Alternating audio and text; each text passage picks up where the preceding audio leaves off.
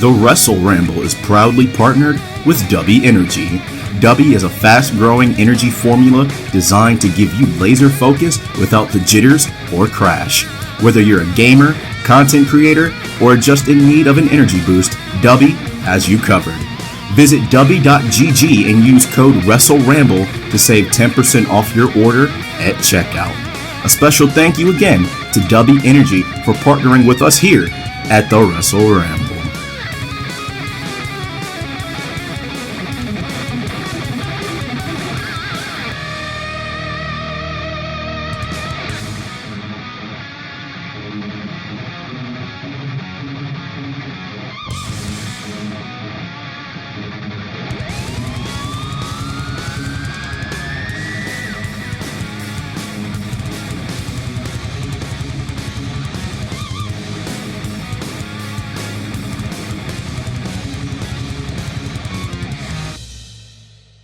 Hello and welcome to the Wrestle Ramble, the podcast that discusses professional wrestling. I'm your host, Angelus Walker, better known as Cyber Angelus X over on YouTube, but you can call me AJ for short. Now, today's episode, we have got a lot to cover. We've got a lot because so much has happened in between the last episode and this one in the professional wrestling world. Too much has happened, honestly, and we're not going to be able to cover everything, but I do have a few things that I really wanted to touch base on and talk about here on today's episode. Now, first and foremost, I want to thank all of our listeners in all of the countries that have supported us so far, and they are, of course, the United States, Canada, Ukraine, Russia, South Africa, New Zealand, Lebanon, and most recently, Poland. Thank you all so much for listening. We greatly appreciate you all listening to each and every episode that we put up here at the Wrestle Ramble, and we have got so much more to come.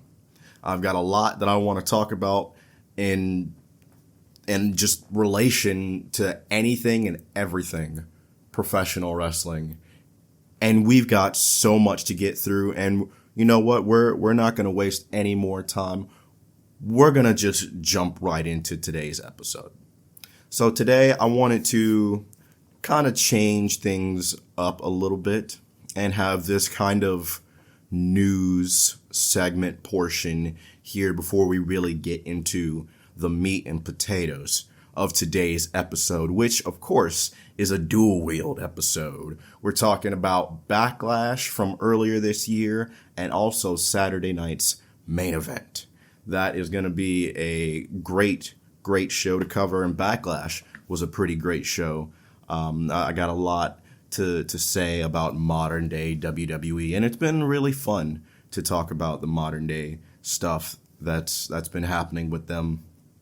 I've been watching it a lot more this last year or so, and so following along with everything that's been happening, it's been real interesting, and I am going to continue to talk about it here and there, but coming up with this next season for the Wrestle Ramble, we are going to be starting with a movie that I actually watched not too long ago, and I'm going to rewatch here again soon and take some notes on it and just sit down to give my thoughts and opinions on it. And that is Ready to Rumble.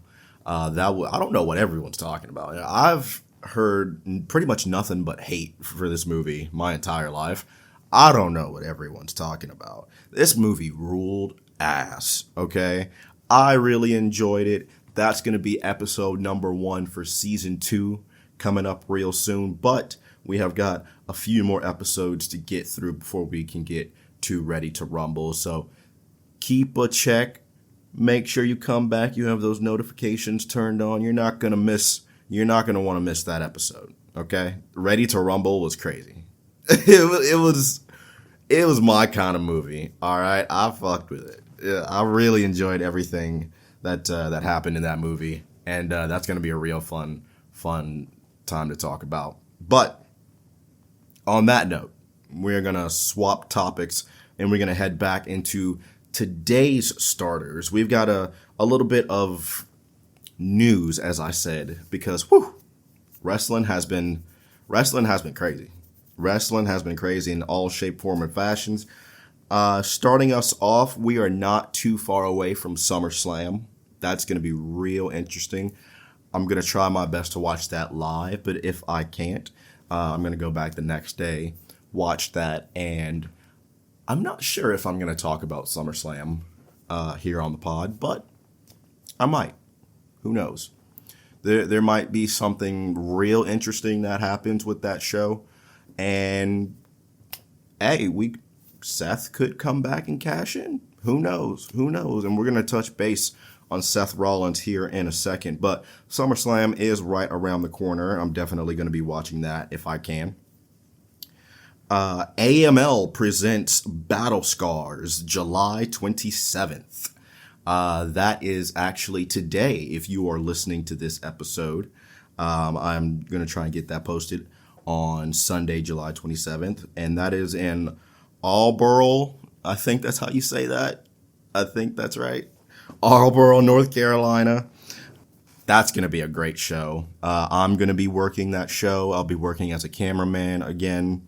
And so I'm so excited to head out that way and get to meet legends like Matt Hardy, which, funny story, last month I was at the airport and I ran into Jeff Hardy.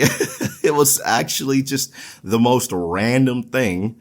I was having a whole situation at the airport. My flight had been delayed twice.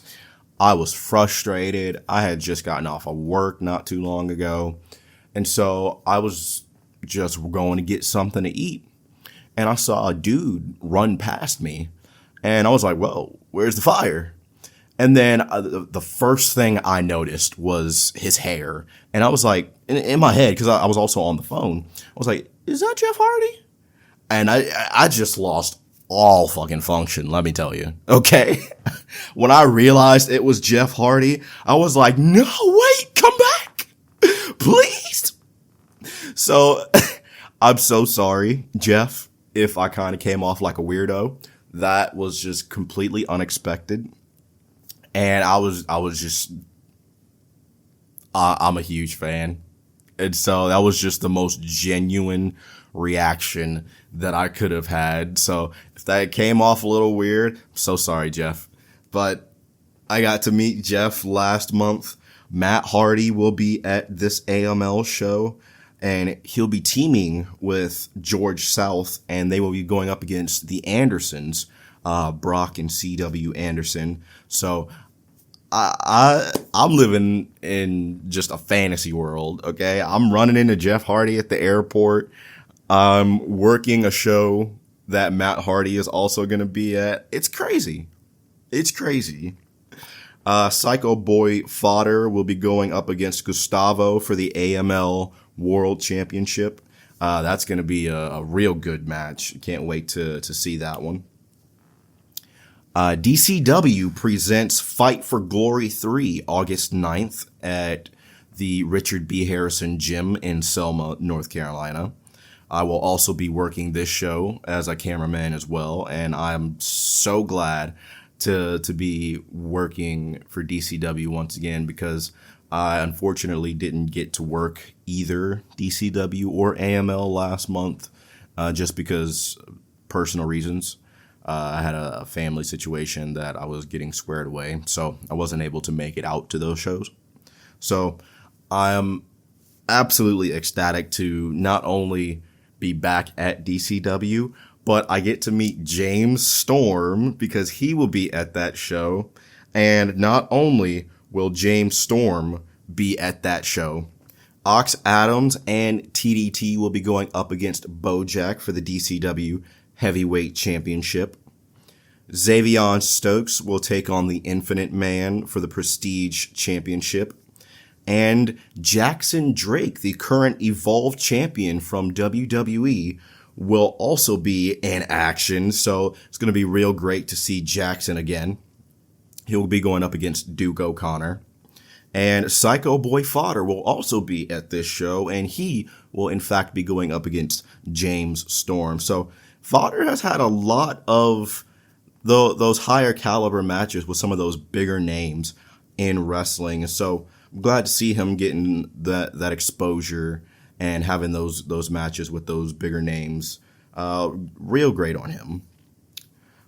Jasmine Howe, she will be going up against Savannah Evans, also from TNA. So there's a lot of those bigger names that I've noticed that have been coming to these North Carolina shows. I mean, they were probably really just coming out before, and me being a little more involved now, I kind of just notice a little bit more. But it's been real great to see everyone coming out to these shows, and thank everyone. I really, just from me, I know I don't really have anything to do with it. I don't do too much, but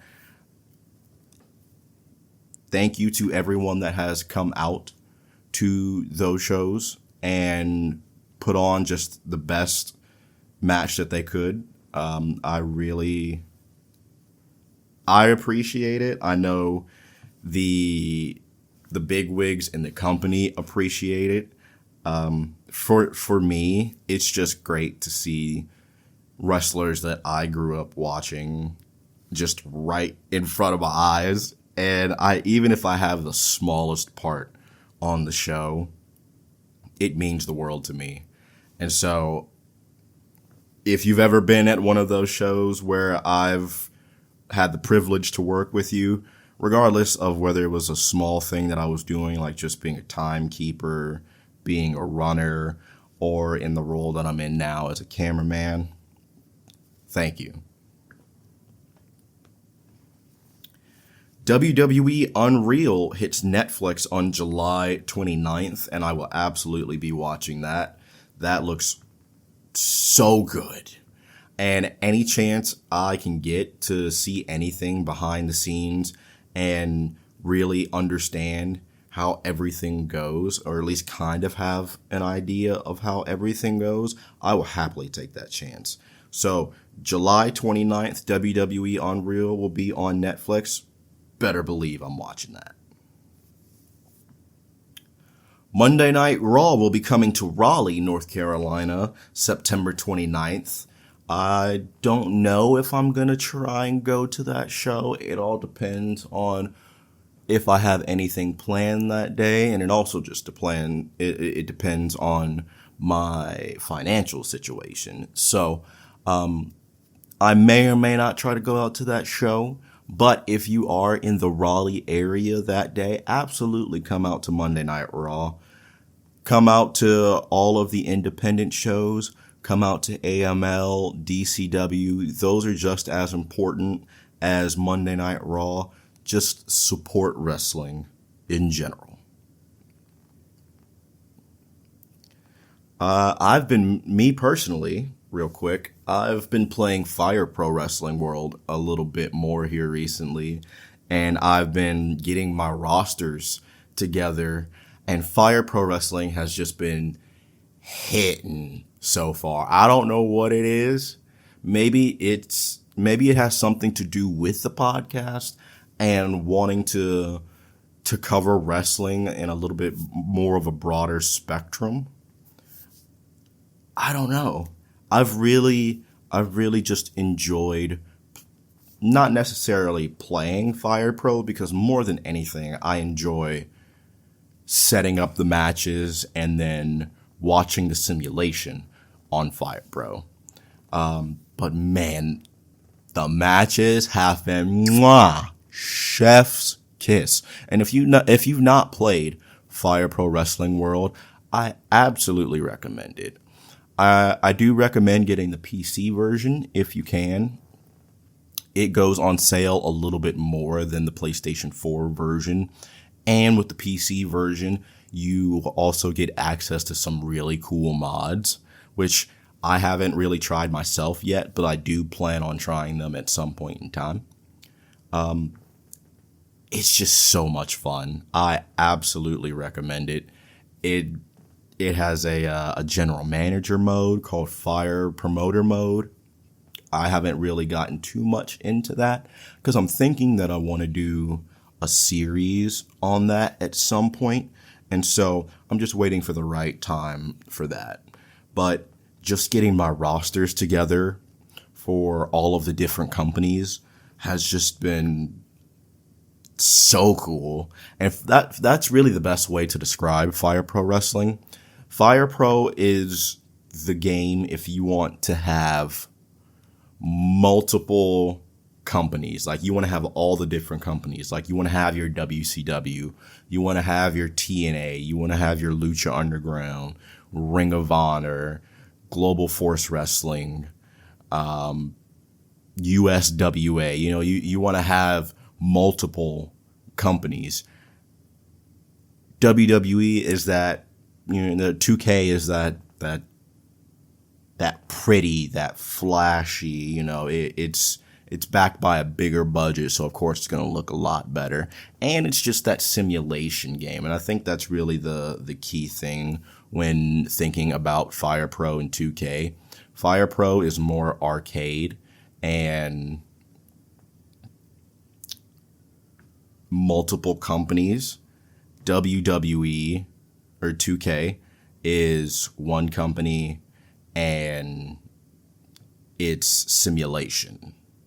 And so one person's cup of tea might not necessarily be the other's, but for those that do enjoy that arcadey, set it at 150 speed, let them go, Fire Pro is what you want.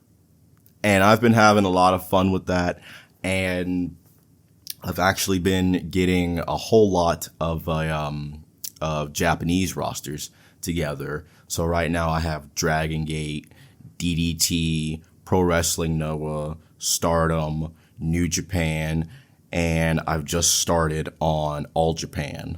So getting everyone together for all of those companies, oh my God, my roster is stacked, baby. We are getting it.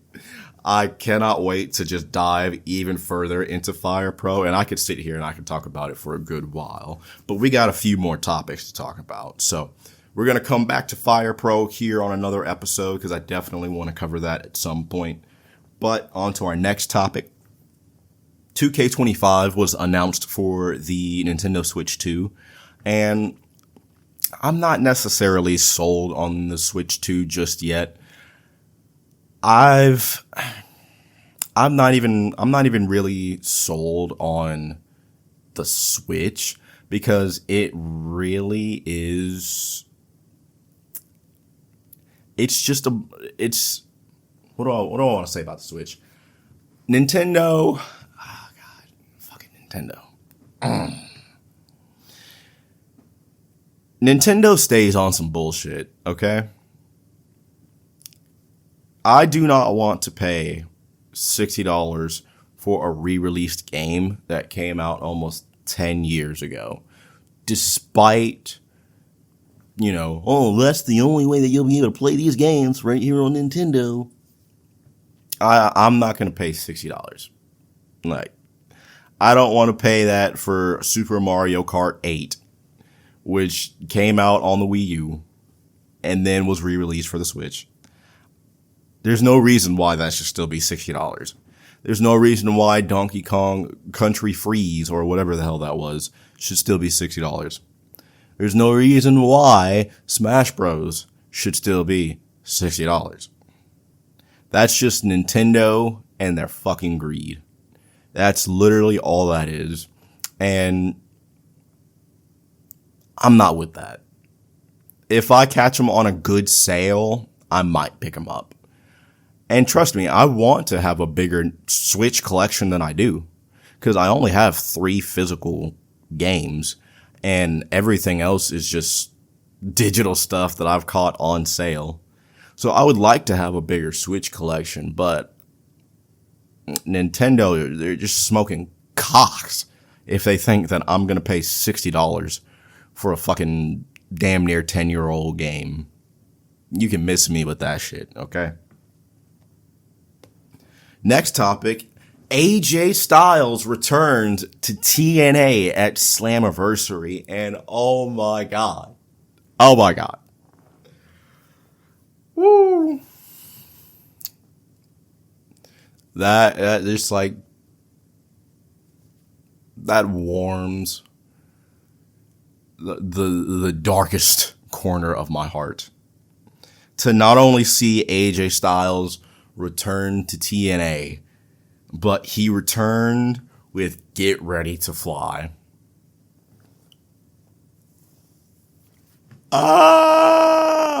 2025 has been a crazy year for professional wrestling. Oh my god. I wonder, oh wonder. And I've sat here for the longest time and just be like, so AJ, you don't want to return to TNA or nothing? And he finally did. Oh my god. I wonder, I cannot help but wonder, please, at least one more time before you retire, AJ. Please, I know you want to win the TNA World Championship. Please, I know you want to. One more time for old time's sake. Now's the time, man.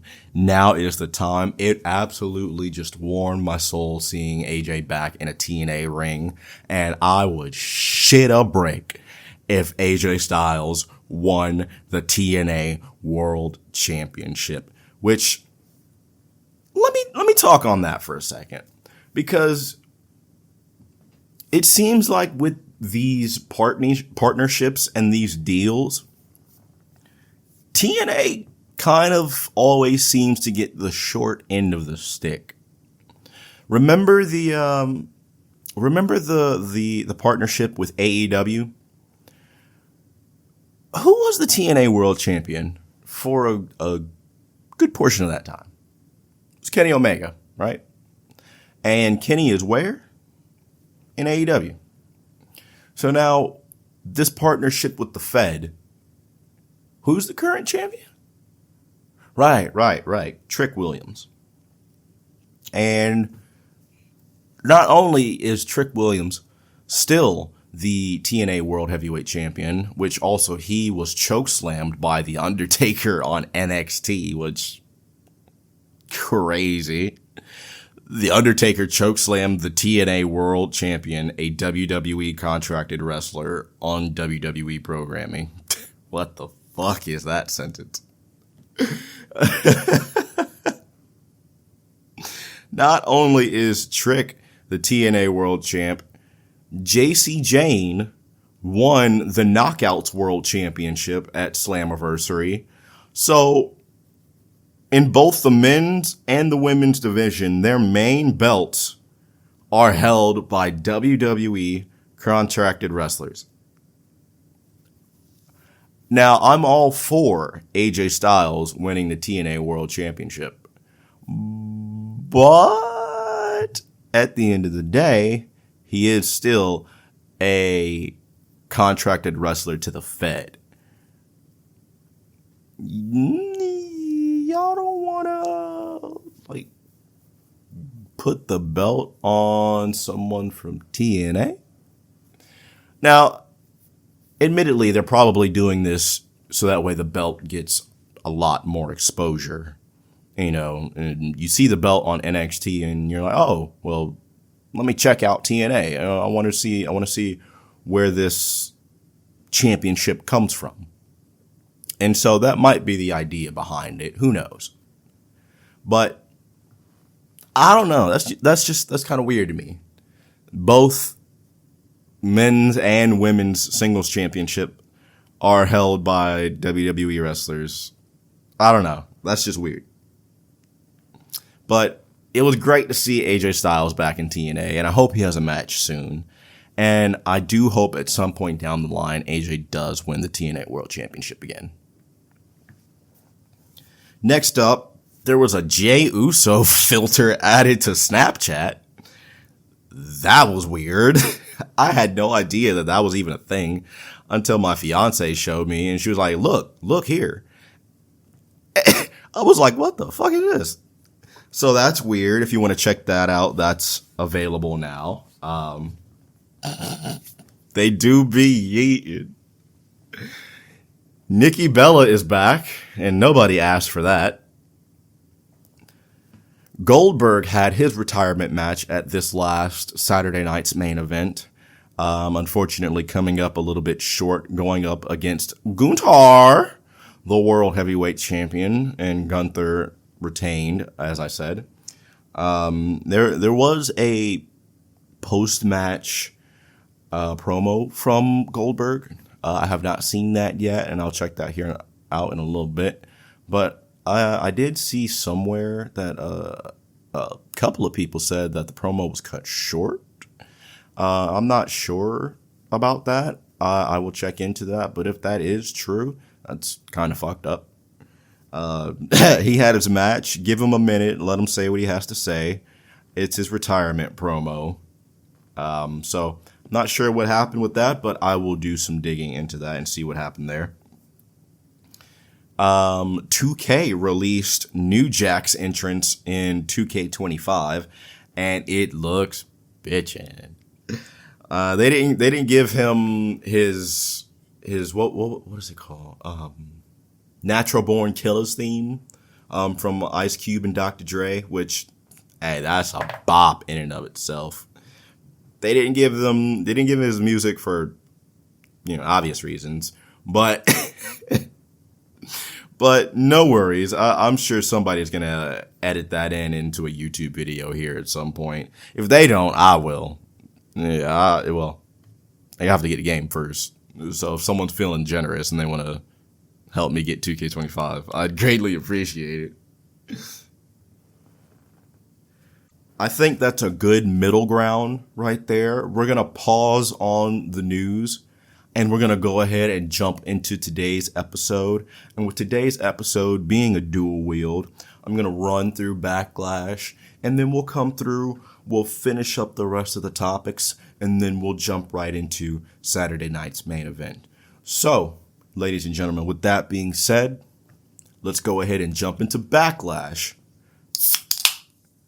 Because Sundays are for the boys, and it's rambling time, baby.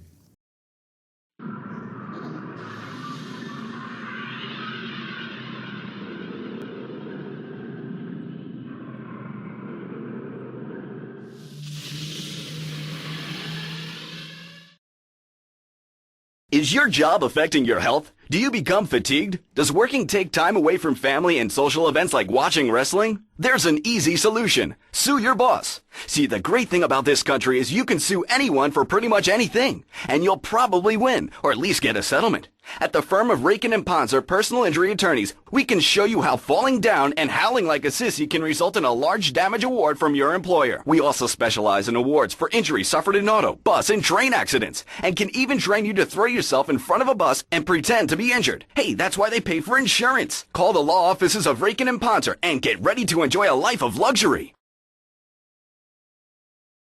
All right. So, Backlash. Bashard Owens does the national anthem. Sounded really good. So we are live in St. Louis.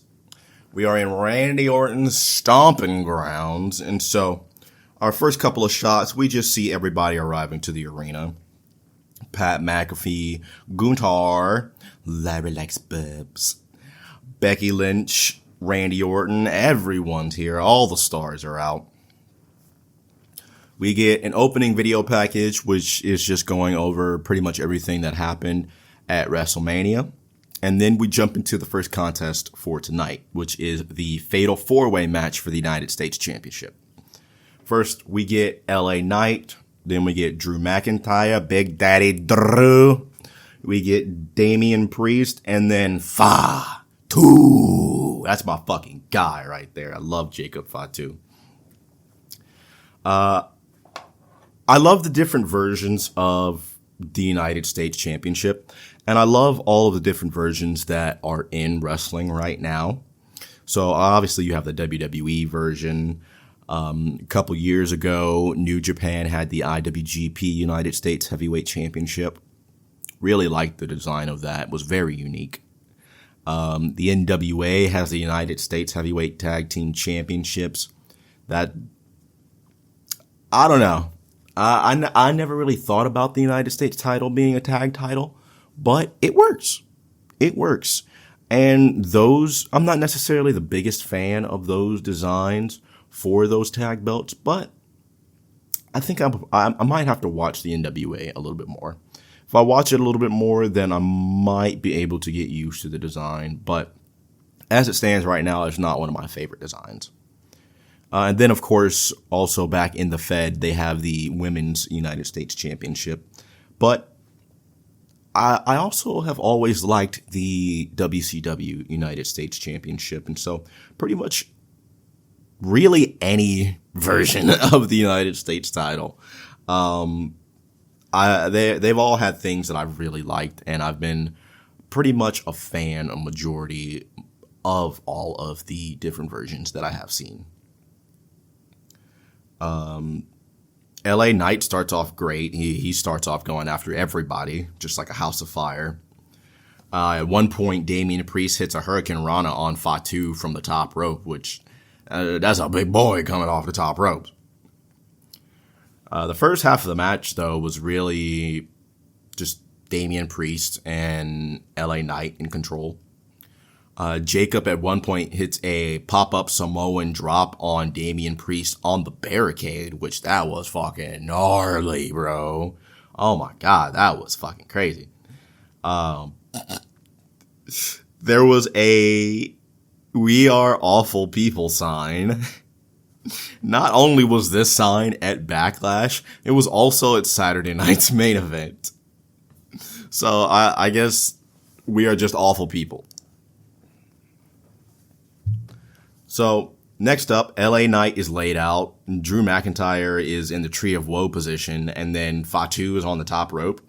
So Drew McIntyre just, does as he does, and just when he's in that position, just brings himself up. He reaches up, pulls Fatu over. Fatu then goes into a Swanton bomb. He lands on LA Knight. He gets back up to his feet immediately, and then he hits a hip attack on Drew because fuck you, Drew. But he's not done. He's not done yet. He hits the ropes, and then he goes and he hits a suicide dive on Priest on the outside. But we ain't done. We ain't done, because Jacob Fatu then hits a swanton on Drew, which that was fucking crazy in and of itself. He does his little dancey dance, and then LA Knight, who's back up to his feet, he hits the BFT. But then Damian Priest is back into the ring. He hits a South of Heaven choke slam on LA Knight. It is mayhem, okay? This is all happening back to back to back to back to back. So from the South of Heaven on LA Knight, Drew McIntyre then hits a Claymore on Damian Priest, who falls into the pinfall on LA Knight, and that gets a 2 count. This match, this was the best way to start off Backlash. So then we get a Future Shock, and then we get a Claymore for 2, because Damian Priest pulls the referee out before he can make the 3 count, thereby once again screwing over Drew McIntyre, which Damian Priest will take any chance he can get to screw over Drew McIntyre. The boys head over to the Timekeepers area. Jacob Fatu back in the ring. He misses a moonsault, and LA Knight hits 2 elbow drops on him. First one was on Fatu while he was standing. Priest and McIntyre are brawling, and then Priest has a moment where he looks at the camera, and he's like, he's bored at work. I really like that. That was a good touch. At one point, Drew McIntyre Drew McIntyre. Easy for me to say. Drew McIntyre tries to suplex Damian Priest off of some equipment boxes through the table, but Priest goes for the eyes, and then he's like, I'll take a ride. And so he south of heaven choke slams him, goes with him. They go flying off of these equipment boxes and land through tables that are set up down below. Woo! Love this starting the show. This is how you do it. Meanwhile, back in the ring, I lost where I was. Meanwhile, back at the ringside area, LA Knight attempts to hit an elbow drop through the commentary table from the second rope, but Solo shows up and pulls Fatu off. LA Knight has a moment where he's like, hey, yo, what the fuck are you doing? Why are you here? So he goes over to Solo, and just as he's approaching Solo, he gets blasted with a clothesline from somebody on the other side of the barricade. Like, motherfucker hops over the barricade, and it's Jeff Cobb. Holy shit.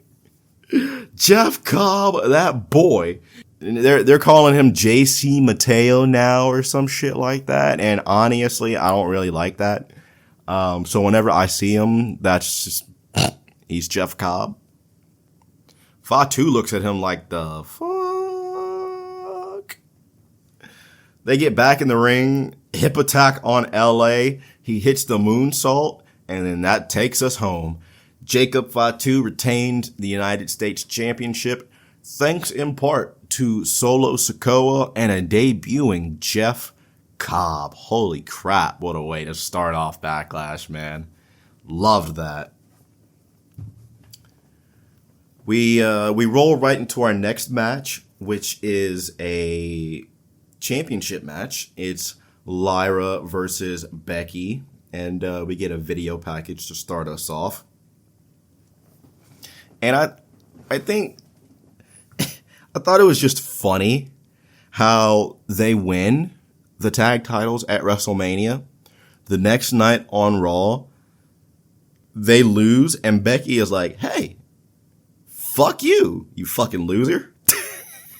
And she beats the brakes off of her, and it sets up this rivalry. Like, that's just so funny. Whenever I hear Becky's theme, I just think of that meme video of that lady dancing in a red dress that Dashi always uses. And that's been stuck in my head for years. And now it will be stuck in yours too. So you're welcome. Lyra's coming out next, and Lyra likes bubs. I also spot Brock Lesnar dude in the front row. What's up, my guy? Lyra hit a sweet-ass stalling superplex. And it was also at this point that I noticed that the Macho Man was in the front row. Just Randy Savage just hanging out there.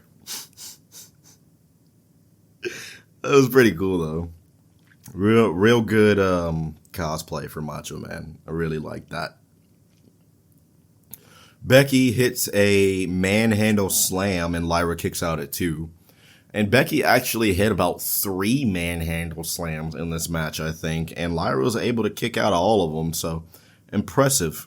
Kudos to Lyra. Becky at one point gets frustrated, and she goes out and gets a chair. The referee grabs it, and then Becky goes to take the turnbuckle pad off. She attempts to use it, but Lyra reverses. Becky almost hit the buckle, but she was able to stop herself. From there, we get a suplex from Lyra into a roundhouse kick that was real cool. Really like that. Another manhandle slam kick out. I think that might have been the second one of the match. Becky attempts to use the buckle again, but the referee blocks her. Lyra then hits Nightwing, but the referee was on the outside. She went to go get the turnbuckle pad, and just as she was coming back in and starting to get it back on the turnbuckle, notices that Lyra has a pinning predicament, gets into position, but it only gets a 2 count. So they have a back and forth moment, but Lyra is actually able to get Becky down with a roll-up counter. And so Lyra retains the Intercontinental Championship. And so Becky Lynch, obviously not very pleased with this, attacks after the match. She locks in the disarmer, and she's looking to do some damage. Now, obviously, we know what happens later on at Money in the Bank. Becky Lynch actually wins the Intercontinental Championship, and so this match was pretty good. It was pretty good. I did not mind it. I liked it a lot more than their match at Money in the Bank, but that could change because I am going to go back and rewatch Money in the Bank. I'm going to talk about that here on a future episode. So make sure you guys are staying tuned for that. Make sure you have those notifications turned on. You're not going to want to miss that. Money in the Bank was an absolutely fantastic show. And we've already spoken about the Worlds Collide show from earlier that day as well. So Money in the Bank will be coming up. My thoughts with their match there could change. That could become the favorite. But I think it's just interesting seeing how everything has gone from them winning the tag titles at WrestleMania to the betrayal the next night to then Lyra picking up the win here at Backlash to then Becky winning at Money in the Bank to now Bayley being involved. And I believe they had a triple threat match at Evolution, which I will also be talking about at some point down the line because I heard that Evolution was an absolutely fantastic show. And so I definitely want to watch that and give my thoughts and opinions on that as well. So make sure you guys are staying tuned for that as well. That will be coming your way very soon. And I think that they are actually going to have another match. Or I might be thinking of... I'm thinking of the Women's World Championship match at SummerSlam. That's a triple threat match because that's Naomi versus Io versus Rhea. The Women's World Championship has it's been getting a lot of shine, a whole lot of shine, and they have been absolutely killing these matches. That match with Io, Bianca, and Rhea at WrestleMania was fantastic. And I am going to go back, as I said, and watch Evolution because I have not seen that one yet. And I do want to see that Io versus Rhea match and see how Naomi cashed in to win the Women's World Championship. But that is for that future episode, and we got a little bit to cover before we get to that. So we got to finish up Backlash here first, but Lyra retains the Intercontinental Championship here. Not too much longer, though. Next up, we're just rolling along with the Intercontinental Championship because we're swapping from the Women's Intercontinental Championship to the Men's Intercontinental Championship. And here we get a video package between Penta and Dominic Mysterio. So we get a quick start between these guys. They're not holding back at all. Pentagon and Dominic, they're two of my favorites probably right now in WWE, and I've enjoyed Pentagon for quite some time.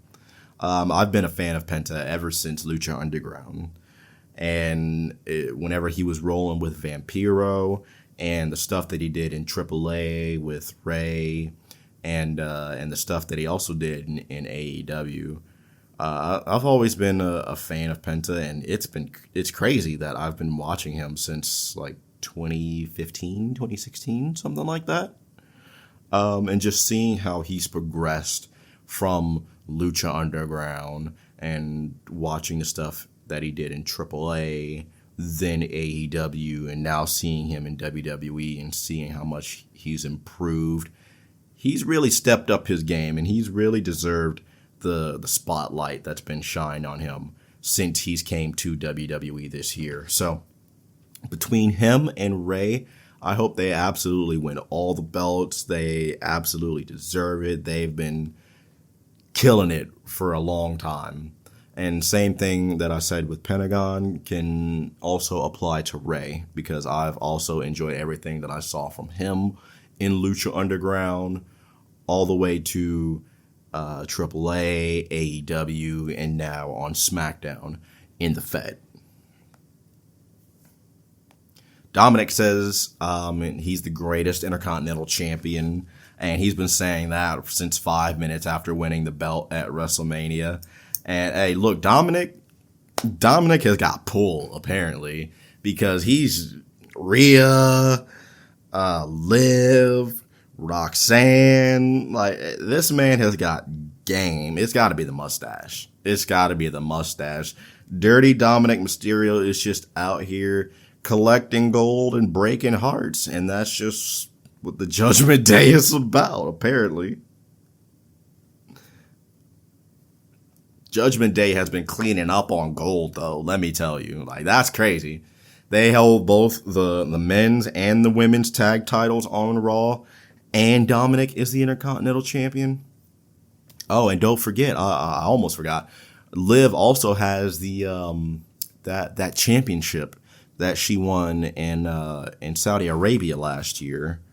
I already forgot what the name of that belt was, but the Judgment Day has been cleaning up. They've really been cleaning up, and that's my group right there. That's my group. I love the Judgment Day. It sucks that Liv is down with an injury, and Seth too, but I don't know. I feel like Seth's injury could potentially be a work. We'll see how it plays out, because it very much could be that his injury is a work and then he returns at SummerSlam and cashes in. So I wouldn't be surprised if, say, I don't know, Cody wins the WWE Championship at SummerSlam, Rollins returns, cashes in, or Gunther potentially retains and cashes in there so he could stay on Monday Night Raw. Who knows? He did say before that regardless of whether it was Raw or SmackDown, neither champion was safe. So it is very possible. That he could cash in and be on Friday Night SmackDown. Which, thank God, SmackDown went back to being 2 hours. I don't know who thought that SmackDown being a 3-hour show was a good idea, but look, it's not, okay? There is a formula. We have proven that the formula works. If you're going to do weekly, 2-hour weekly, 3-hour pay-per-view, it works, okay? We don't need 3-hour weekly shows. Then it just becomes a drag to sit through. Okay, 2 hours is the sweet spot for weekly TV. Okay, you build up within those 2 hours on the weekly. You have that extra hour for the pay-per-view. You got a little bit more time.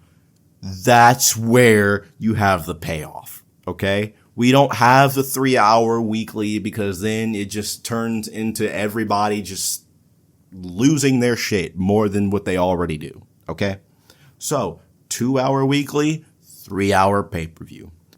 Backlash. Pentagon. Dominic. So, Dominic hits a suicide dive into a DDT on the outside, which was fan-fucking-tastic.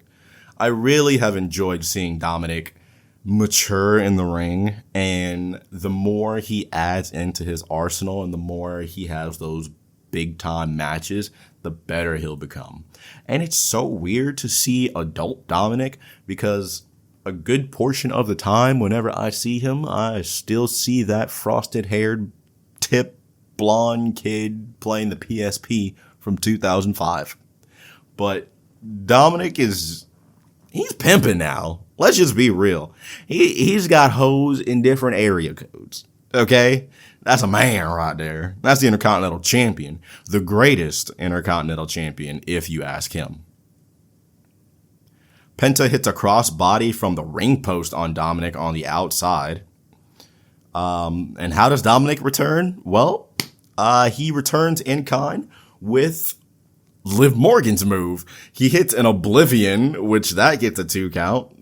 That was kind of crazy. So I've started this new thing where I've started to take notes on my iPad with my stylus pencil thing, Apple Pencil gizmo. So sometimes I have trouble reading my own damn handwriting. My note here, I had to adjust my reading glasses. It says, does B&B call Liv baby cakes? Because Bad News Barrett at one point refers to both Dominic and Liv as baby cakes. Does he think they call each other baby cakes? Does he call Liv baby cakes? Does he call Dominic baby cakes?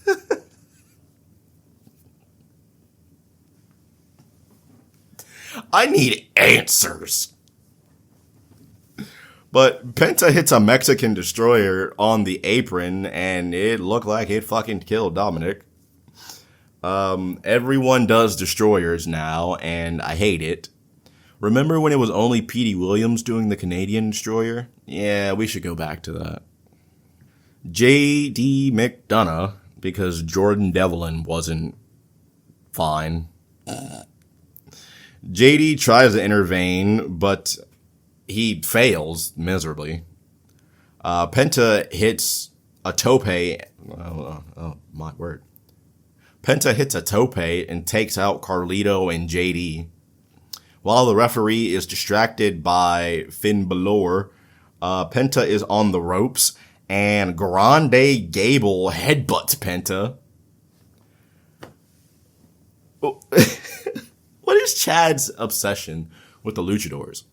Like, Grande Gable has been on this crusade for a while now, and he's like, if you're wearing a mask, you're enemy number one. Well, that just kind of sounds like... No, I'm not going to get into that. Oh boy, it sounds like a certain party, but, you know, we won't get into that. From there, Dominic hits a frog splash, and that takes us home. Dominic retains the Intercontinental Championship. Next up, we have Pat McAfee versus Gunther. And Gunther, a couple of weeks ago, actually regained the World Heavyweight Championship on Monday Night Raw, defeating Jey Uso. Which that really sucks, because I mentioned before that I hoped that Jey Uso had a lengthy title reign, at least going until SummerSlam. And then we're like, well, fuck you. You want to have a long championship reign? You can have a long dick and you can suck it. Fuck you. I hate that he didn't have at least a kind of a long reign. Like, damn, between the Intercontinental Championship and the World Heavyweight Championship, my man's championship reigns were short as fuck.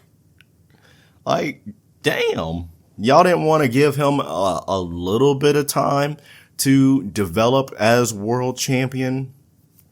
My man had a handful of championship defenses. What, like 3, 4? That was it. And then they just gave the belt back to Gunther. What's up with that? That's bullshit. That's bullshit. But anyway, Pat comes out first, and apparently he had to take a break from the Fed. I don't know. Maybe he has something going on. Maybe he has some personal stuff going on. Who knows? But apparently he's taking a little bit of a break for a while. So hopefully he'll be back sooner rather than later. But I believe it's been Corey Graves that's been with Michael Cole on Monday Night Raw. And I mean, Corey Graves he's not bad. I really enjoy him. But I just really like the dynamic that Pat McAfee and Michael Cole had together. Because you could tell that there was that genuine friendship there between them. And it was just two dudes hanging out, just commentating on some wrestling. Which, I hope he comes back. I hope if there's anything going on, he can get that situated and he can get back behind the commentary booth sooner rather than later. But this match was pretty much what you would expect it to be. Mostly Gunther, McAfee getting some offense in here and there, but for the most part, it was Gunther. Gunther picks up and puts Pat over the ropes, like on the apron, and he just kind of pats Pat on the forehead. Pat did not like that at all, and he forearms the shit out of him. And he tries to leap over the ropes, but he stumbles coming in.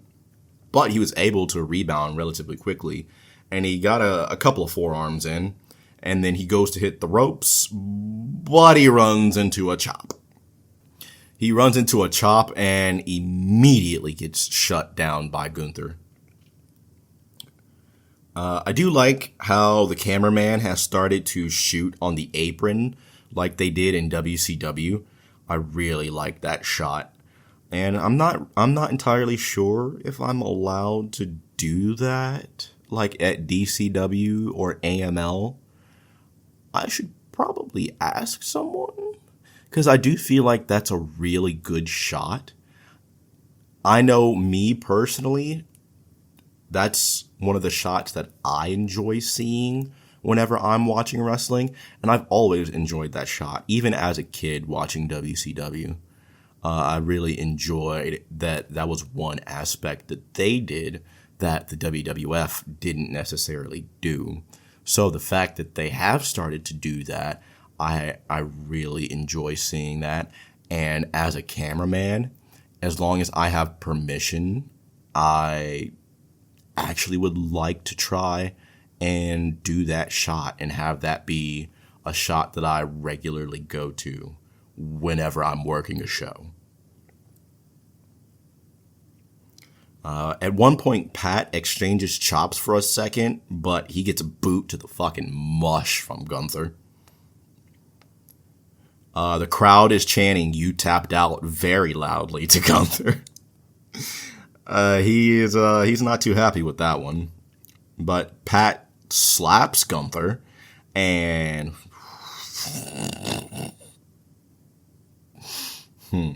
Gunther returns a slap, all right. German suplex, because fuck you. Gunther then puts Pat on the top rope, and sorry. Pat fights off. He goes for a moonsault. He lands on his feet, which Pat has some really good athleticism. Like, don't be fooled by Pat. He can get in there, and he's still a little bit green, but I think if he really wanted to, Pat could be a pretty good wrestler. So he goes for the moonsault, misses, but he lands on his feet. And then Gunther, God almighty. Gunther goes for a German suplex.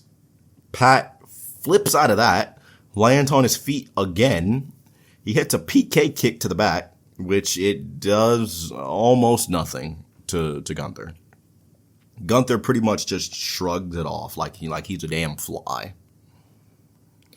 Gunther then locks in a Boston Crab, and he transitions into the Rings of Saturn position and delivers some elbows. And I forgot to mention, at this point, while Gunther has Pat into the Boston Crab, Michael Cole actually gets off of commentary and he goes over to the ring and he's trying to cheer Pat on. Well, not so much cheer Pat on as he is telling him to just tap out. But Gunther realizes that Michael Cole is there, and then when he realizes he's there, that's when he transitions into the Rings of Saturn position and delivers those elbows. Gunther, being the dastardly heel that he is, grabs Michael Cole and drags him into the ring, and he tries to powerbomb him, but Pat boots him in the face, once again saving Michael Cole's ass. Pat attempts to O'Connor roll Gunther, but it only gets a 2 count. Gunther then tries to suplex Pat in from the apron, but Michael Cole grabs the feet of Gunther, causing him to lose his balance. Pat falls on top of him, and he's in a pinning predicament. Michael Cole is also holding on to Gunther's feet, trying to prevent him from kicking out, but little to no avail because Gunther is able to kick out at 2. Pat then attempts to lock in the sleeper hold for a second, only to get a lariat from Gunther. Yeah! Gunther then locks in the sleeper and Pyatt. Oh my god. Why do I keep wanting to say Pyatt? Where am I getting Pyatt? Why am I putting such a stank on Pyatt?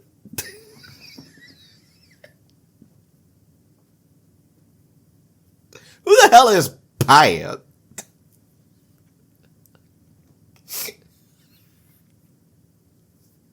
What the fuck am I saying?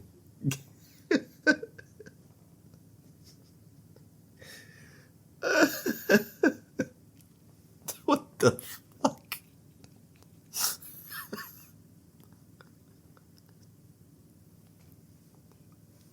Oh yeah, y'all know Pyatt. Who the fuck is Pyatt? Where'd I get Pyatt? Oh my god, what the fuck? So Pat gets locked in the sleeper.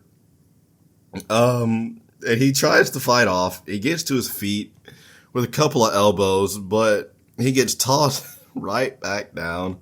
And eventually Gunther wins.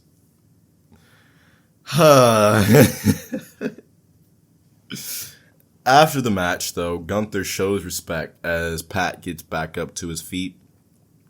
Gunther takes a little bit of bow. A little bit of bow? That's not right. He takes a little bit of a bow. And he shows respect. So, real good effort shown from Pat McAfee. I don't know when Pat is going to get in the ring again. But I think if he really wanted to, he'd be a pretty alright wrestler. Next up, it is main event time. Main event time, the last time in such a storied rivalry. Man, I remember this as a child. Randy Orton, John Cena. One of the big rivalries from my childhood. And there were a lot of good ones. A lot of good ones. Obviously, yeah, you had Cena, Orton. You had Batista, Undertaker. You had Batista, Edge. Edge, Undertaker. Orton, Undertaker. DX, the McMahons. There were a lot of great rivalries when I was growing up. And I can talk about those for a good while. And that's the purpose of this podcast, to have a platform to just talk about wrestling. To just give my thoughts, my opinions about not only the wrestling that I'm watching now, not only the wrestling that I'm involved with now, but wrestling from when I grew up as a kid, you know, those rivalries, just the shape that the company was in at that point, what wrestling was like in general at that point in time, to shed some light on wrestling that you guys might not have seen before, or something you might not necessarily be familiar with. Because, hey, like our friends in Poland, they might not necessarily be familiar with something like CMLL or like AAA or like 90s All Japan or like IWA Japan or something like that. And so if by proxy, by listening to the podcast, I can get them to watch something from like 90s All Japan, or get them to find and get interested in Lucha Underground or World of Sports or something like that. That's the purpose of this podcast, to just spread as much awareness of wrestling as possible. And regardless of whether it's wrestling in, you know, your typical weekly show, or through a movie like Ready to Rumble, or The Wrestler, Nacho Libre, anime, comic books, albums, anything like that. Any media involved with wrestling, I want to shed a light on and get that in front of as many people as possible. But I've gone off the rails again. I'm just off topic. This is if you can't tell, this is what I do. This is what I know. This is what I love. Wrestling has always been in my life, and I couldn't imagine doing anything else, being involved with anything else. I'm fucking locked in, baby. Like, I'm fucking in there. All right. I enjoy wrestling so much, and it's brought so much joy. It's brought some sadness, but more than anything, it's brought so much joy, and it's brought so many opportunities that I see for other people. And I want wrestling to thrive, and I want wrestling to succeed. Regardless of, you know, me being there or not, I just want to see wrestling in the best and healthiest state that it can be in. But that's a whole other thing. Let me get back to Backlash. It's a main event. We still got a lot to go through. We still got a bit of news to get through, and then we still got Saturday night's main event. A lot of wrestling, baby. That's what we do around here. We cover anything and everything wrestling related. So if you are absolutely locked the fuck in, if you want to be a part of Delta 131, if you want to join us here in talking about wrestling, spreading as much awareness of wrestling, and just helping the community grow, make sure you follow us here on whatever platform you're listening to us on, whether that's Apple Podcast, Spotify, Castbox, iHeartRadio, wherever you listen. Make sure you follow us. Leave a review if you're feeling nice. That helps us get in front of a much bigger and broader audience, and that'll help us continue to grow and go. If you're listening on YouTube, make sure you hit that subscribe button. Turn on those post notifications so you never miss an episode when the Wrestle Ramble goes live. Because we have got a lifetime worth of wrestling to talk about. And we are going to be talking about it for a good minute, baby. So if you want to talk about anything and everything wrestling related, video games, comics, anime, TV shows, movies, albums, you name it. You want to talk about it. You want to enjoy a good show, because, hey, we try to put on a good show for y'all. You know, we want to put on a good show. We want to be entertaining. If you want to join us, you want a good show that will sit here and shoot the shits with you, just for a little bit, talk about some wrestling and have a damn good time with it, make sure you join us here at Delta 131.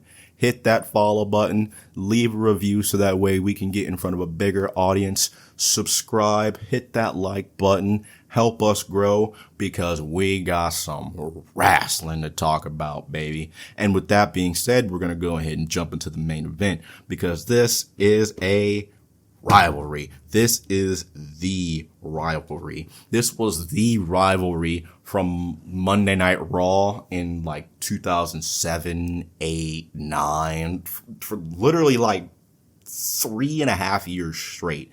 This was the rivalry on Raw for the WWE Championship. John Cena, Randy Orton.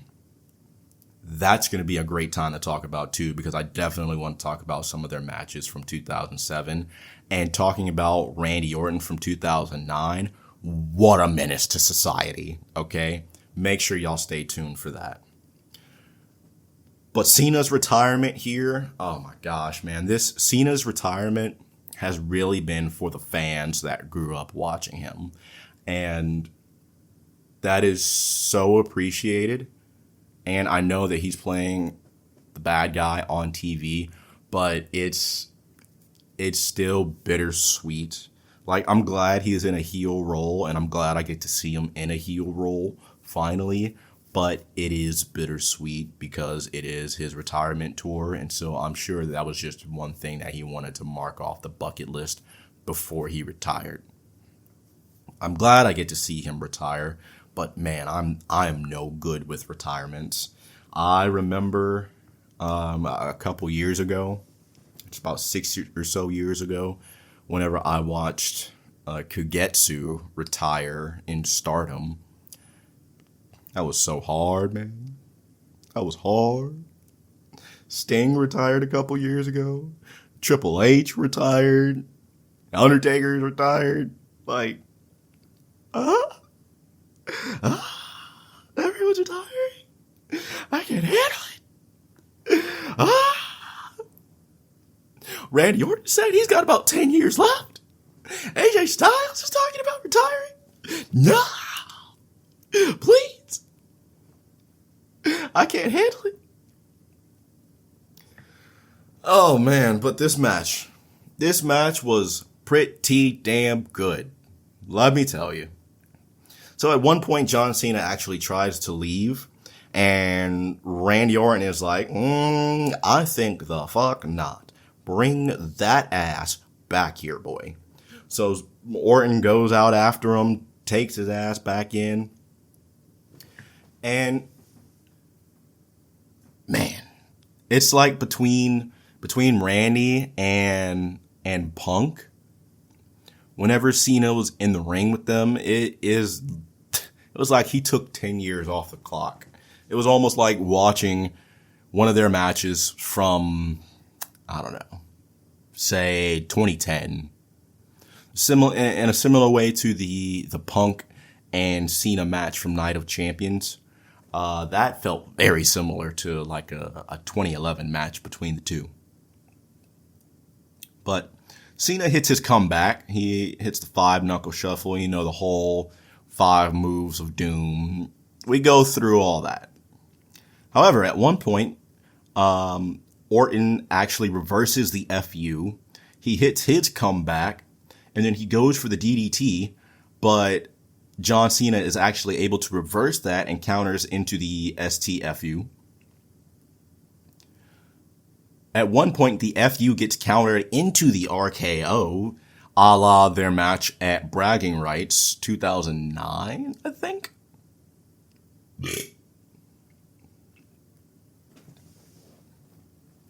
John Cena hits a shoulder tackle, and then he goes for a second, but then he gets caught with an RKO, which was so clean.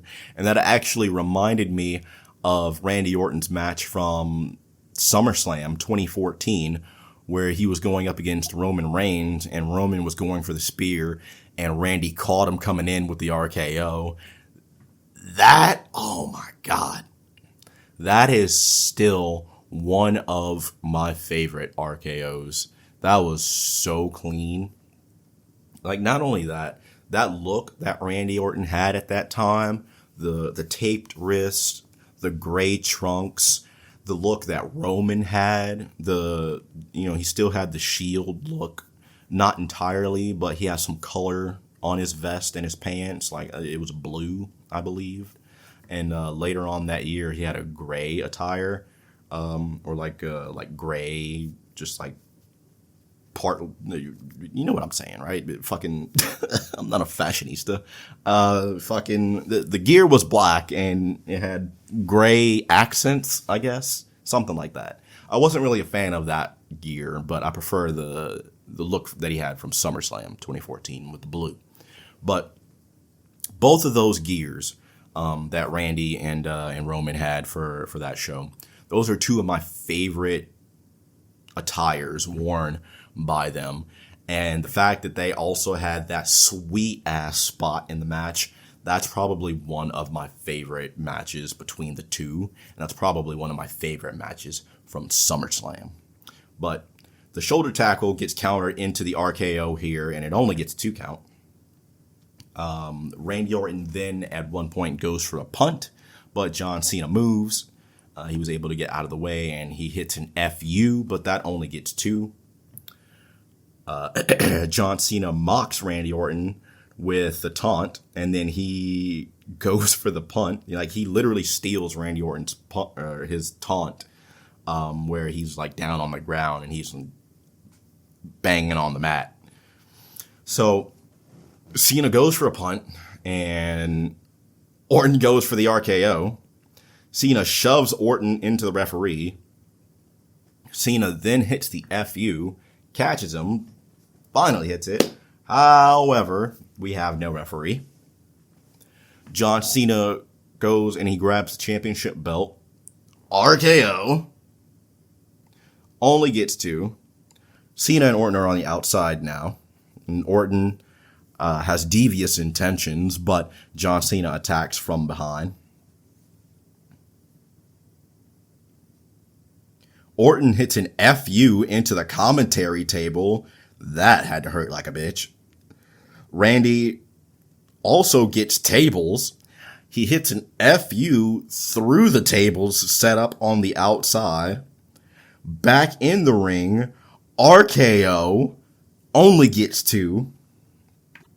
From there, Orton starts to argue with the referee, and he turns around to avoid John Cena, who's rushing at him with the championship belt. Cena then accidentally just clocks the fuck out of the referee. Then it's just an RKO palooza, and it's just RKO for everyone in a suit. Because I think it was Nick Aldis, he came down to check on the referee. There was some, security detail or whoever, everyone that comes out in the suits. I don't know what their position is. The folks like Hurricane Helms, Daivari, Kenny Dykstra, Jason Jordan, all those folks, the backstage folks. They're all out here. They're trying to get order together. And then it's just an RKO palooza. If you are in a suit, you are not safe. And then Randy goes for the punt again. R-Truth comes out and he prevents Orton from connecting with the punt, begging with him not to do it. He eats an RKO. From there, this gives Cena enough time to recover, and then Cena goes low and hits Orton with a low blow. He hits Randy with the belt, and the original referee is now back into the ring. He started to get his cobwebs cleared, and he gets in long enough to count the 3. And John Cena retains the WWE Championship. But John Cena is not satisfied with this win, because afterwards he gets on the mic and he says he doesn't need music, he needs competition. And that is how we are sent off the air for Backlash. So overall, this was a really good show. I really enjoyed seeing Randy versus John one more time. Pat McAfee, even though he lost, he had a real good showing with Gunther. He showed that he wasn't going to take that shit from from Gunther at no point in time. And he'll stand up for his friends if need be. Becky and Lyra had a really good match. That was pretty good. I didn't mind seeing that one. Penta and Dominic had a real fun match. I think I liked that match a little bit more than the Lyra and the Becky match. And then the Fatal 4-Way that kicked us off was fan-fucking-tastic. So if you have not seen Backlash, absolutely give this a watch. It was a great show from top to bottom. Absolutely recommend. Now, we're going to take a break for just a second. I'm going to grab a sip of water. I am parched, and we got more wrestling to talk about because we still got the second half of the news to get through.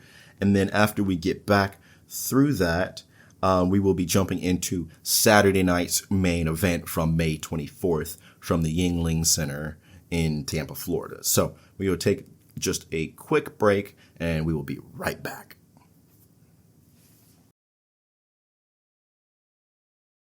This episode of the Wrestle Ramble podcast is powered by WIELD Energy.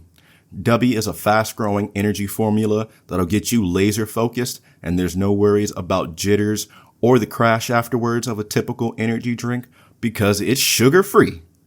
Now, whether you're a gamer, content creator, or you're just looking for an additional energy boost, WIELD has got you covered.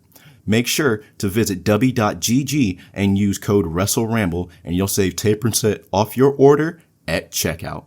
A special thank you again to WIELD Energy for partnering with us here at the Wrestle Ramble. All right, we're going to jump back into the news real quick. We have a few more topics to discuss before we continue on with Saturday night's main event. So, WWE and NXT specifically recently had the Great American Bash. They also had another episode of Saturday night's main event, which was main evented by a retiring Goldberg versus Gunther for the World Heavyweight Championship. There was also the Evolution pay-per-view, which I will be talking about here soon. That's going to be one that we talk about in the next season of the Wrestle Ramble. AEW had All in Texas. I did not get to catch that, but I did see that Hangman Page defeated Jon Moxley and gained the AEW World Championship. So the belt is finally back on TV. My God, holy shit. That was a rough couple of months. Like, I don't know who said that it was a good idea to just not have the World Championship on TV since last October. Nah, that wasn't it, Chief. That wasn't it at all. But thank goodness. And I think I saw that Hangman on the following episode of Dynamite. He came out, and thank God he had the belt. Thank God that thing is back on TV. I'm so glad. So congrats to Hangman Page for dethroning Jon Moxley and winning the AEW World Championship. Man, Hulk Hogan passed away. That stunned me. Holy shit. I was never really a big fan of Hulk Hogan. Really the only time that I was a fan of him was when he was in the NWO. Aside from that, I've never really been a red and yellow Hogan fan. I do want to watch some of his stuff prior to the WWF. So the more I get into older wrestling, like I think he might have been in the USWA. I think. Don't quote me on that, because I could be wrong. But I just want to see some of his pre-Fed stuff. So, like, his territory stuff. Check out some of that. And who knows, my opinion could change. And I might like him from that period. But as it stands right now, red and yellow Hogan, real American Hogan. Say your prayers, take your vitamins. That was never really my thing. Even as a kid, I was never really a fan of Hogan. But I won't deny the impact that he had on professional wrestling and the industry. It's undeniable. You can't help but say that Hogan did play a major factor in getting eyes on professional wrestling. So it sucks that he died, I guess. Like I said, I wasn't the biggest fan, but I didn't want him to fucking die. But damn, I'm still kind of, I guess, shook. Just like, whoa. Hogan passed? Holy shit. Anyway, next up, some more news that I woke up to this morning, actually.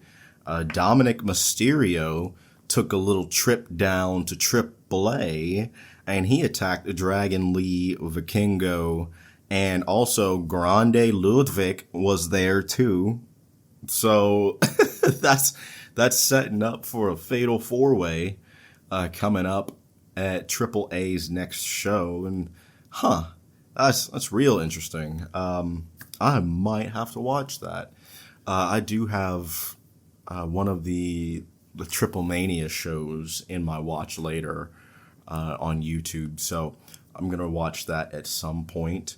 I have a lot of wrestling in my watch later on YouTube. Okay, like just yesterday, I came across a 2002 ROH show, and it's on my agenda to watch at some point. So, man, I'm gonna get to it. I do want to talk about AAA more here on the podcast, and so I think that might be a good show to start with. And if you guys have any recommendations about where you think I should start with AAA, or where you think I should start with any company, with any time period, please feel free to let me know in the comments down below or in a review if you're listening to this on podcasting platforms. So definitely want to get more into AAA, and I also have a few CMLL shows that I want to get into and watch and check them out. And so, no shortage of wrestling, honestly. No shortage. We are plentiful around these parts. Alberto El Patron lost to Messias. I think that's how you say that. It's Mil Muertes.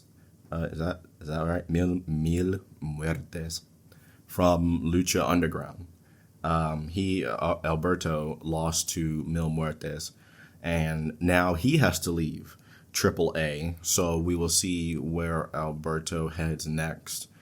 And because of the acquisition from the Fed, I would not be surprised if he were to show back up in WWE. But we'll see what happens with that. DCW are hosting tryouts September 21st at the Asylum at 3 p.m. So if you guys are looking to potentially get into professional wrestling, we would love to have you. Just come on out to the Asylum, and the address will be 8810 Gulf Court. So come on out September 21st. They're hosting tryouts, and get on into wrestling, baby. Get on in there. Let's get you in. We'll get you trained up real good. Like, Firestar presents Back to School Slam August 1st. And that'll be at the Square in downtown Greensboro at 6 o'clock. So come on out and head that way. Show Firestar some love. And we're going to continue on with Firestar into the next bit here.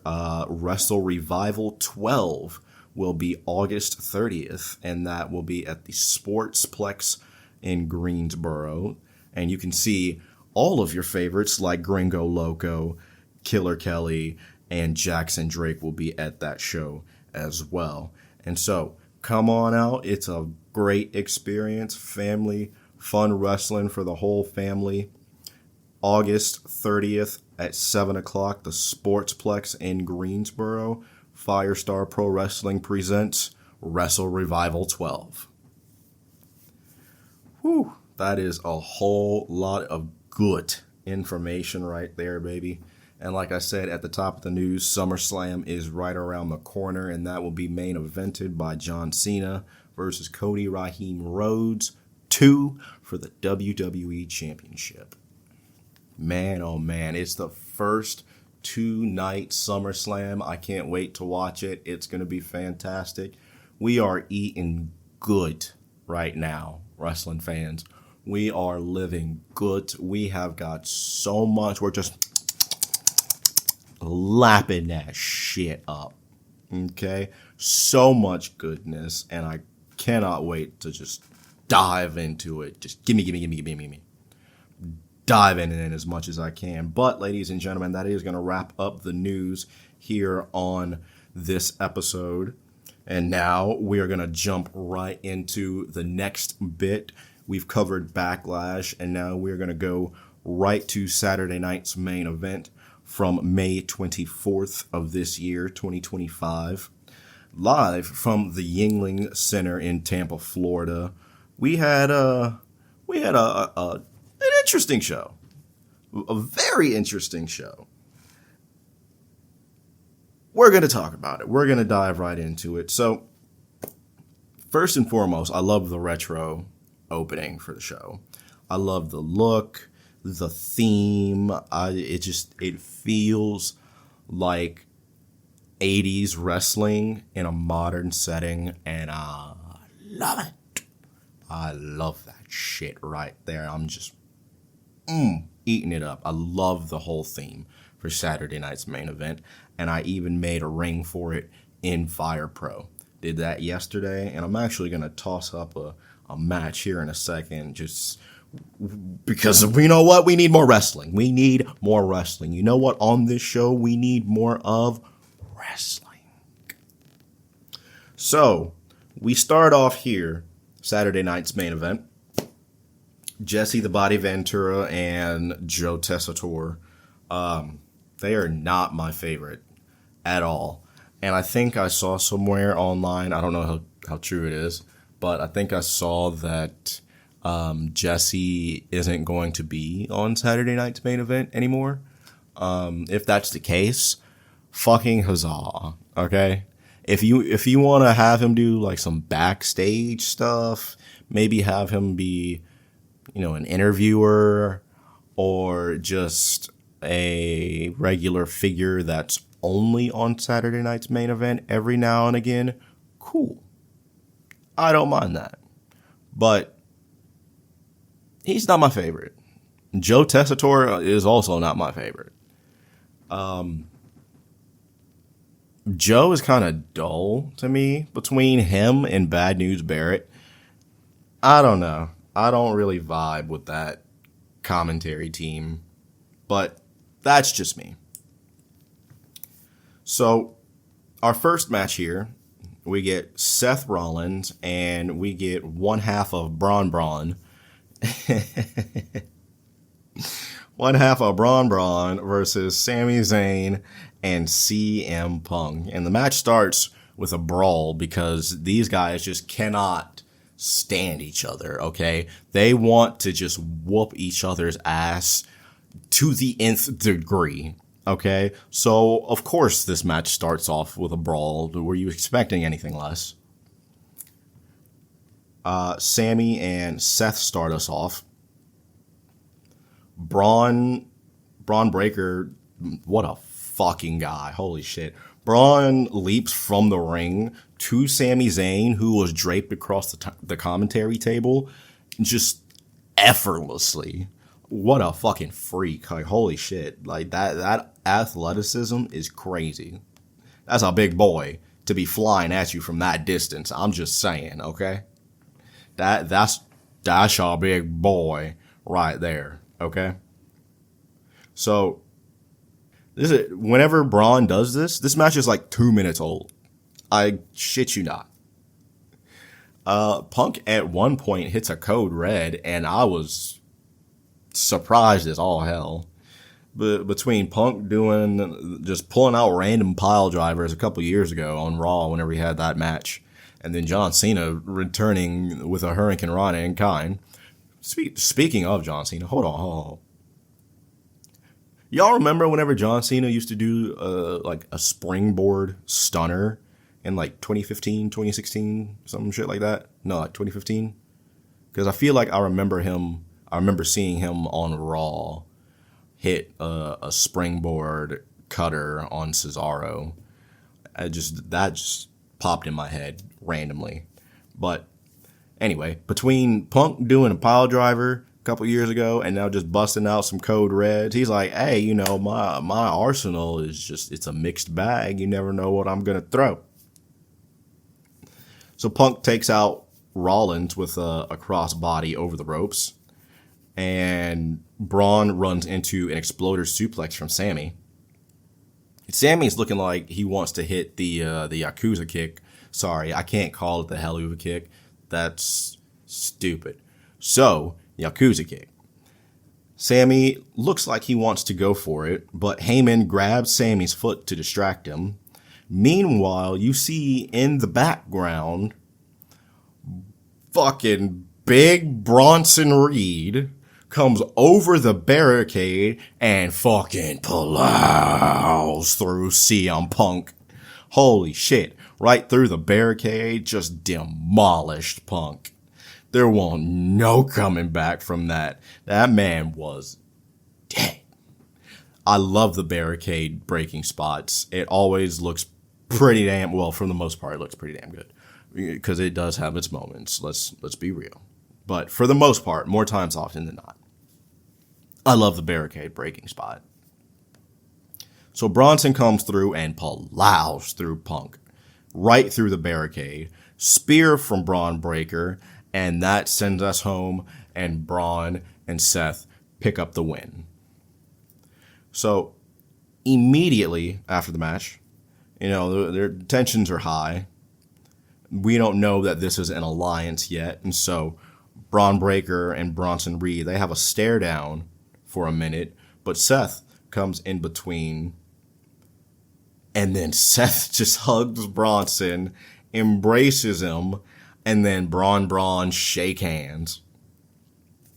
But the celebration is short-lived because CM Punk gets in and he tries to go after Paul Heyman, but Bronson says, fuck you, and he just leaps right on Punk and just fucking flattens his ass, okay? Just flattens the fuck out of him. Tsunami to Punk destroys the best in the world.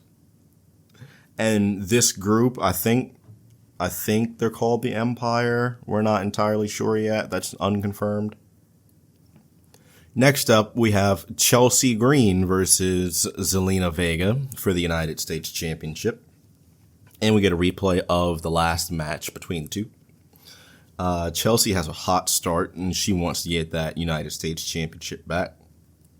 And the Secret Hervis, that's a really weird name, by the way. They get involved, but they only get involved for a sec.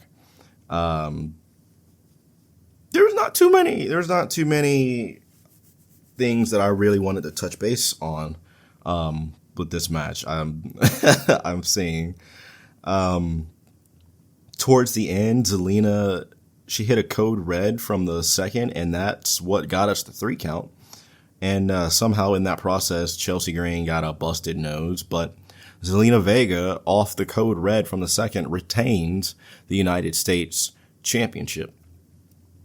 And going forward a little bit, we know that ends with Julia winning the United States Championship whenever they were in Saudi Arabia.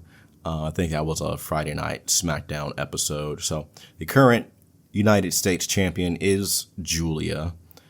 So we'll see how her reign turns out. I don't think she's had any title defenses yet, or she might have. I have not seen yesterday's episode of SmackDown, but I am going to go back and watch that here soon. I have a couple of episodes that I have to catch up on between Raw, SmackDown, and AEW. Those are just a few that I'm watching kind of semi-regularly, simply because those are just the easiest to access. So I'm gonna go back and catch up on a couple of those and check out and see what all I have missed. But we're gonna move right on to our next match up here, because it is R-Truth versus John Cena. But before we get to that, we actually see a few legends in the crowd. We're joined by Jimmy Hart and Bushwhacker Luke. What a name. We then get a graphic for Grande Gable versus Vikingo at Worlds Collide. We know from the last episode, Vikingo does retain the AAA Mega Championship in that matchup. And Vikingo was actually in the crowd for this matchup here, for this show, but he hadn't won the Mega Championship yet. We then get a John Cena video package, and it really does suck that he's retiring, but I'm glad that he's going out in the way that he wants to. We then get a video package for the NXT's Great American Bash, Saturday night's main event, which was Goldberg's retirement, as I said. The Evolution pay-per-view, which will be a later episode. We'll touch base on that. But Saturday night's main event is presented by Dude Wipes. Buy it.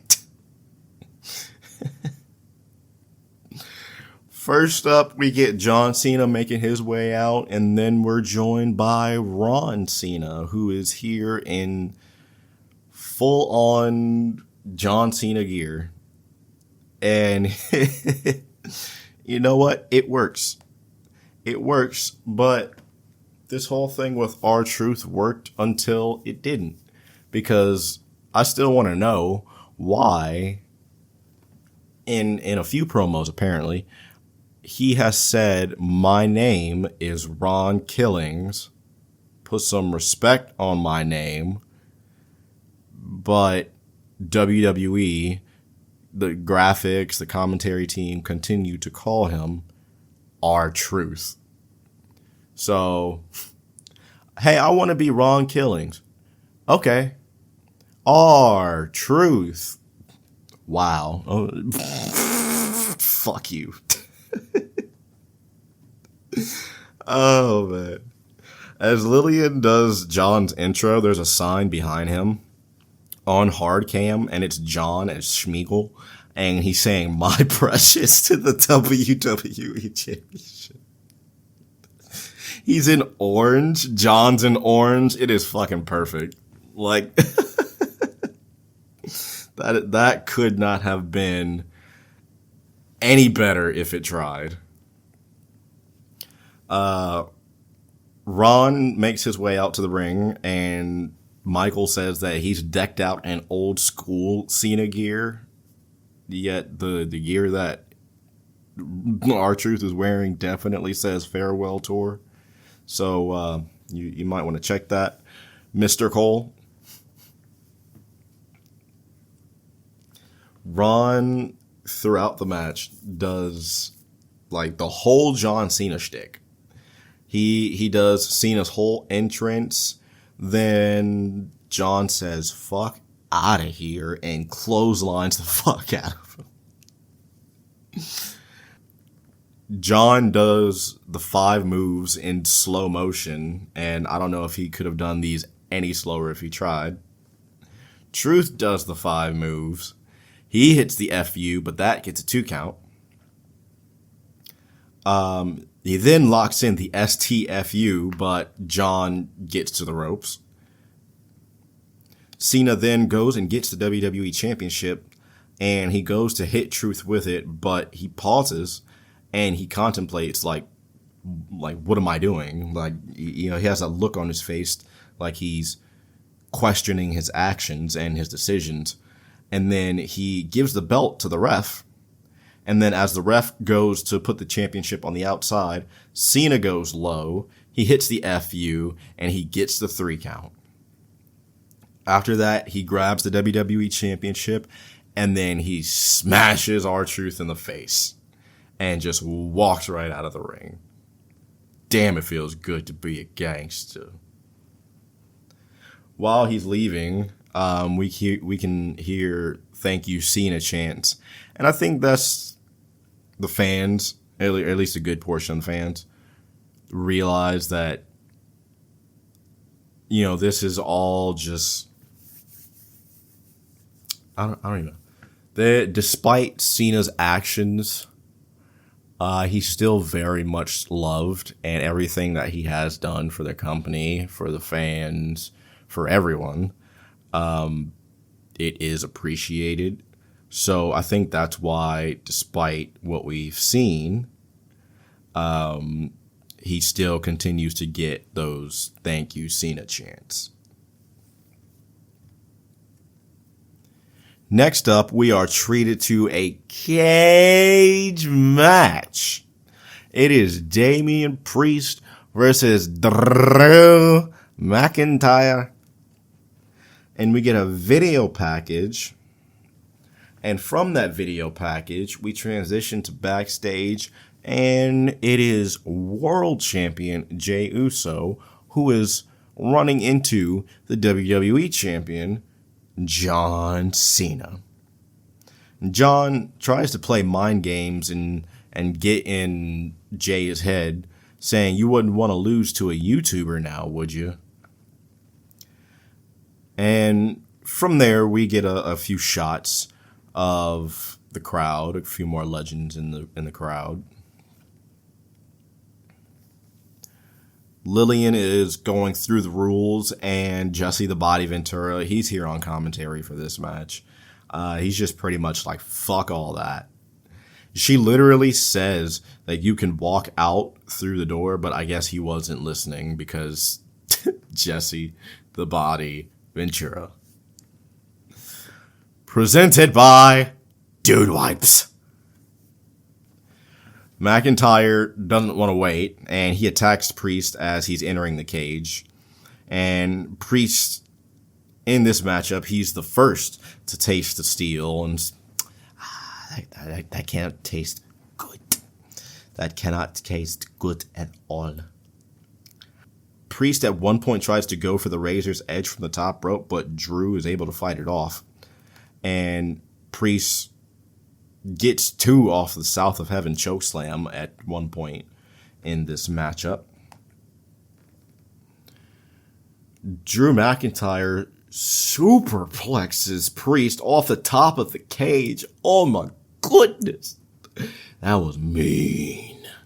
That was mean. Drew then gets a Claymore, but that only got a 2 count, surprisingly. Holy shit, man. You want to talk about resiliency? That was... that was a rough bump. Pat seems low-key annoyed by Jesse, and yeah, that's understandable. That is really understandable. Drew brought chairs in. I forgot to mention that at the start of the match. Jesse is complaining about the refs. He's just not having a good time, I guess. He sure as shit doesn't seem happy. Drew tries to hit the Claymore into the chair like he did at WrestleMania, but Damian Priest had it scouted this time. Priest put the chair underneath Drew McIntyre's throat and then hit it down onto the ring, which Priest then hit a South of Heaven chokeslam. He hit a concerto, which immobilized McIntyre long enough for Priest to be able to walk out the door and win the match. Jesse the Body Ventura was not happy about this. He was not a fan of this. He said it was some BS, and I think it was because of this little outburst that he might not be on Saturday night's main event anymore, which that is not hurting my heart. And he goes on for quite some time with this, like to an annoying degree. Let's be real. Next up, we have more legends in the crowd. And then we're shown Jesse and Joe at the podium once again. Next up, it is main event time as Logan Paul challenges Jey Uso for the heavyweight championship. Logan's face is stupid. Oh, brother. We get a video package and Logan's face just upsets me. And I don't know why Jay came out first. Maybe he just elected to come out first. Who knows? I'm not sure. But Jay comes out first, then Logan. Presented by Dude Wipes. Buy it. It was at this point that I also realized that there was another "We Are Awful People" sign. So I wonder if that's the same person, or I wonder if that's just going to become a thing at the shows now. Either way, I'm perfectly fine with it. So it's the main event. We're going to just touch base here on a few highlights. We are just about ready to wrap this one up. Logan uses that loaded titanium right, but Jay was able to kick out. Jay hit the Uso splash, and as he was just about to get the 3 count, John Cena comes out and he pulls the referee out. So him and Logan, they're looking like they want to put a beat down on Jey Uso, but surprise, surprise, Cody Raheem Rhodes returns and saves Jey Uso. Crossroads to Cena takes him out. Spear to Logan, who tried to use Knuckles. A splash from Jey Uso on Logan. The referee was out of commission this entire time, mind you. Jay hits the splash, and that gets the 3 count, and Jay is able to retain the World Heavyweight Championship. Cody then gets on the mic, and he challenges Logan Paul and John Cena for a tag match at Money in the Bank. Now, I don't really remember watching that match. So we're going to go back and we're going to see how that match was. But between the 2 shows today, we had some pretty damn good wrestling on both of these shows from WWE. That match at the beginning of the show with Braun Breaker and Seth and Punk and Sammy, that was fantastic. Backlash was a great show. And overall, I would say give Backlash a watch. Saturday night's main event. It's not anything that's... You're not missing anything if you don't watch the Saturday night's main event in full. Definitely watch for the tag match, but that one I say would probably be the best match on the card for Saturday night's main event. Backlash, overall, I say was a really good watch. Give that a watch in its entirety.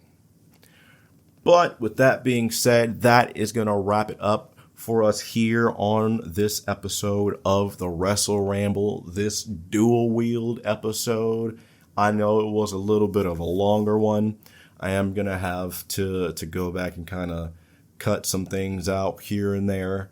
But overall, it was a fantastic episode. I love doing these dual wield episodes. And if you have any recommendations for any shows that you think I should watch, please let me know in the comments down below. I would love to give it a watch and talk about it here on the podcast.